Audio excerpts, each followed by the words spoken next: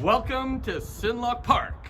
Hi, Chris Blaze here for Designer Diary with Danny Ng. He is the director of Sien Society of Calgary. Welcome, Danny. Hi Chris, how you doing? Wonderful to meet you, Danny. Thank you so much for taking the time today. Danny, could you tell me a bit about your role as the director? What is it you're responsible for? So, as a director, I've been a director for 13 years when I came on board. So, 13 years. My main role is the gala chair, to run the Chinese New Year galas. Yeah, to organize that. Excellent. And isn't this a great space? Look where we are. We are at Sien Park. This is one of 4 of the build challenges within Level Up Calgary Season 2 Achievement Unlocked. So our students will redesign. We're inside the pagoda at the moment, which you will find in Minecraft, as well as off in the distance you can see Gold Mountain, and that is another structure that our students will find in the world. All right, Danny, so from Sien we are now relocated over to Calgary Court Restaurant to continue our interview, and I'm just curious if you can tell me what the significance is of Sien. Well, Sien Society, what Sien means is happiness and good works, right? So what we've done is tried to translate all of that, and when we translate all of that, we went into preserving the Canadian or Chinese Canadian culture, right? And what that means is really it's the firstborn kids of immigrants, right? So, for example, my father came from China, and then I was the very firstborn, so I'm the descendant, right? So I'm the first Chinese-born Canadian. So the Sien Society promotes and preserves Canadian Chinese culture, Chinese Canadian culture, and that specific slice is us. It's us kids that always acted as bridges, right? So Sien why I was attracted to Sien was because of the fact that it catered to us kids, right? So not only do we want to promote and preserve our culture moving forward, right? But we also want to pay homage to all those that were before us. So my grandfather, for example, he came in 1914, right? And that was 1914, and then he passed away 50 years later. He was 70, and he was passed away in the left. So between 20 years old when he came to Canada, single, to when he passed away, to here I am, right? I mean, that his journey, most of his life was in Canada. It wasn't in China.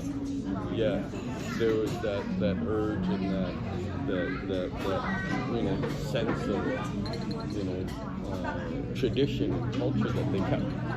And so Sien we want to do that. We want to keep promoting that. And one of the ways that we've done is, Chris, you were at the Chinese New Year Gala, right? Yeah, and that was our 54th gala. So, I mean, that in itself, I think, is a nice, something a tradition that can continue, and that's what we want to share. Beautiful message.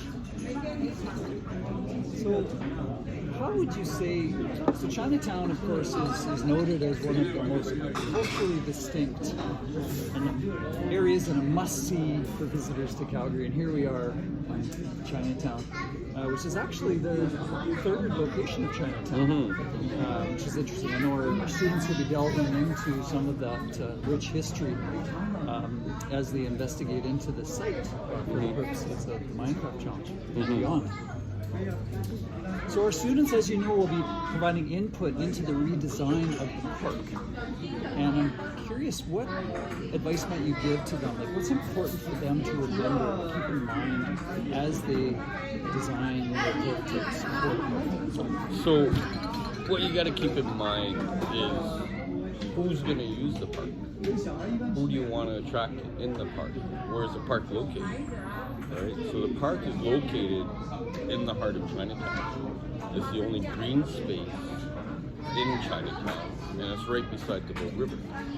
So access to the Bow River is not as good, right? But there's a nice pathway walking, that connects Eau Claire to East Village, along the pathway, and it's beautiful that way. So you also have to look at all the people that live around you.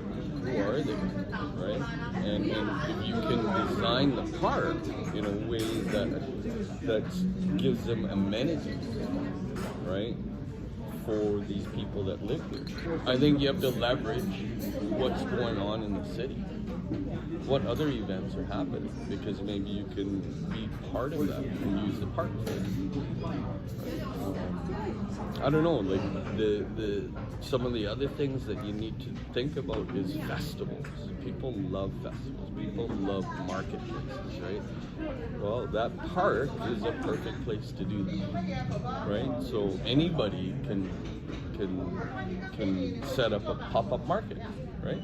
And I think you guys in Minecraft could probably come up with a million ideas, right? There's lots of creativity that I know from season That's 1. Good. Yeah, I'd like to see them too.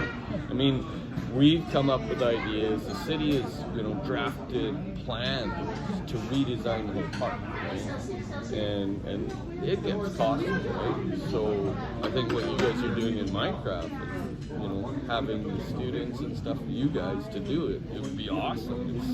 I think we can make something happen, right? Oh, we're so excited about it.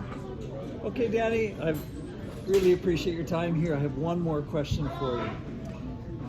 So the City of Calgary has a resilient strategy, and one of the ones that I want to focus on for our purposes in this conversation is the definition of social resilience. I'm going to read that out here.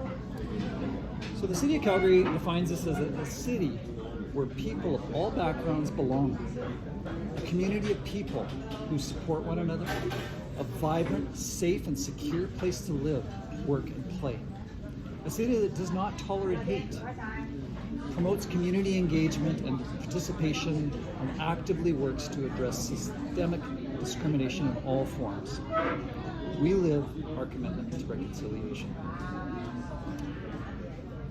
So my question is around our future for our young people, and thinking about their visions to create a vibrant city center.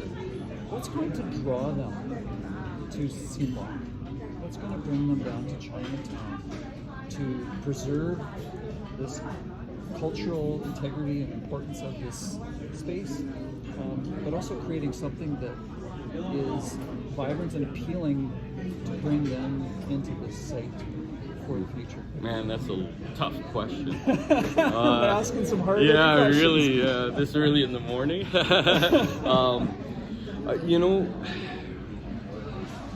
How can we attract the youth down?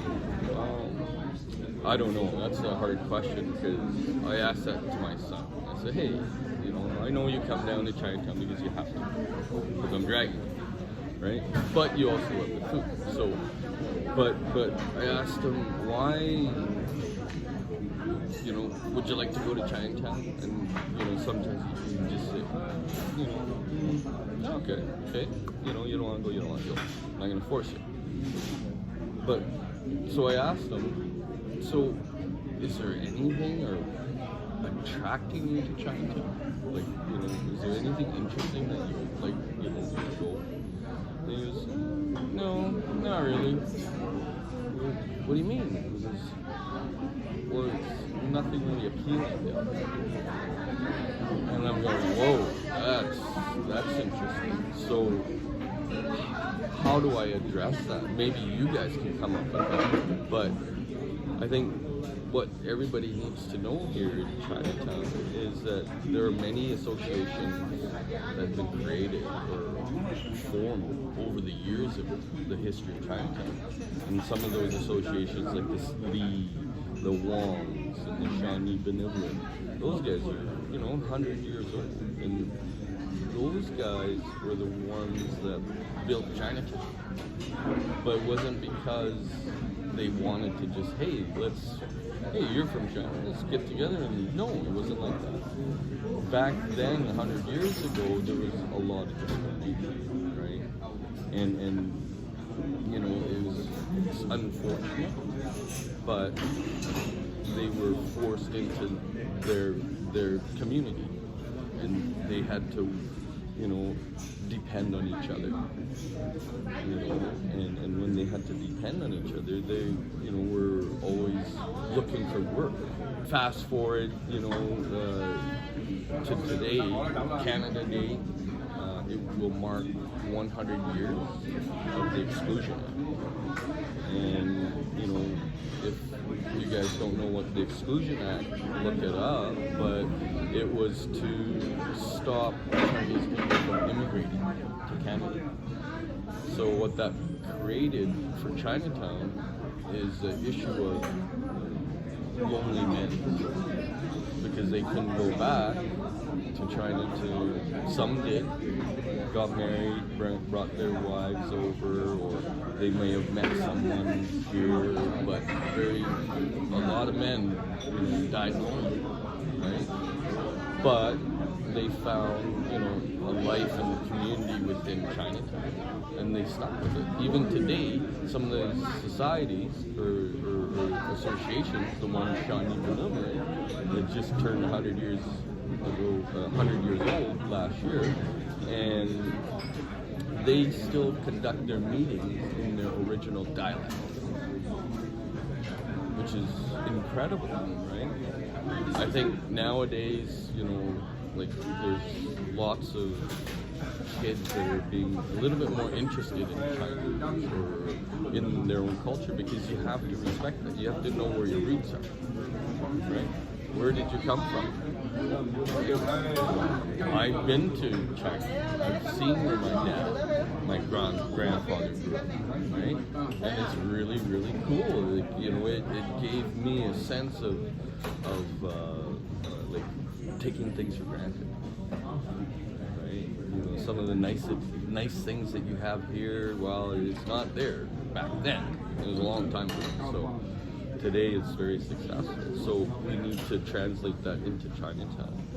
Well, and preserving the culture and the heritage of the site, but also stressing that sense of belonging. That it's just belonging for young people, belonging for elders, and I'm very hopeful in this redesign, and excited to see what our students will come up with and the ideas that they'll put forward to invite our young people and create that sense of vibrancy downtown. Thank you, Danny Ng. I'm so thankful for your time. Oh, you're welcome. Quite welcome. Thank you for allowing me to be part of this. This is a great project. Yeah, it's really awesome. Yeah.